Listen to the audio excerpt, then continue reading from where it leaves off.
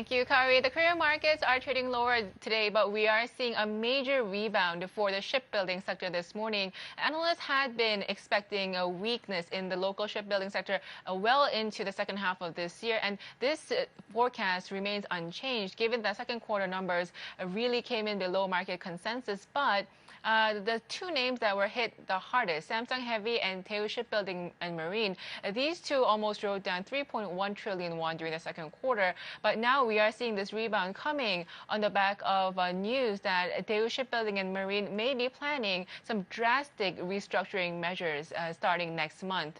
This is actually starting tomorrow. So this would be the first ever restructuring that Daewoo Shipbuilding will be pushing out of this scale. And the restructuring is expected to include the sale of assets up to 400 billion won, so about 340 million US dollars. This is including its two office buildings, including its headquarters in Seoul and also their golf course just outside of Seoul as well. They're also expected to cut down its operations and staff as well.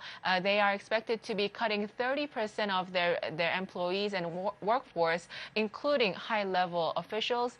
This is actually coming after Daewoo Shipbuilding already cutting about a fourth of their executives earlier this month. So they are going through with some major restructuring plans, and this is being positively reflected in the Korean markets today. Oriel, back to you.